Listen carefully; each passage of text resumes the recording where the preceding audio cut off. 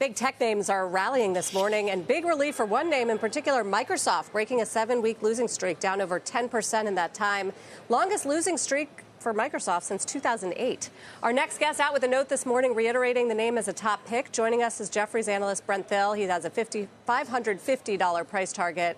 Buy rating on the stock. Brent, was it something Microsoft specific around all this AI news, or did it get swept up in part of a broader sort of de-risking around the Magnificent Seven names?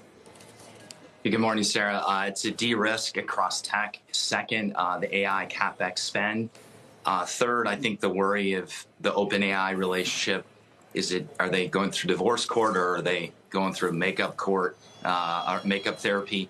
And then I think ultimately they've missed the last 3 quarters in Azure. So Amy Hood, the CFO, has been known for being very consistent with her guide. She has not had great success the last 3 quarters, where they've actually come in at the lower end of Azure. And so it's caused investors to rethink, how fast is this AI ramp happening? We believe AI is going to take a lot of time in software. It's not like NVIDIA or the infrastructure trade for AI. You can't just buy these pieces and then it's reported revenue. Many of these AI services are recurring. They're subscription-based. They take time to build, and they're really young. They're infants, and they're still being trained. They're not fully riding the bike without training wheels. And so AI is still going to take a long time to roll out inside these enterprises, and it's going to be a slow ramp, but it's going to go quick, and we think it will be meaningful over time. The expectations just got way too high. Well, then why do you want to be in Microsoft as a winner then, with some of those concerns that you outlined? If a part of the optimism was around OpenAI and their questions about where their partnership goes, and as everybody competes for a piece of enterprise AI? We still think they're in one of the best positions with their portfolio. If you look at what Microsoft did, they led this charge across tech. They were the first ones to raise their hand and say, this is happening. They were well positioned with their partnership with OpenAI. They have other partnerships in AI.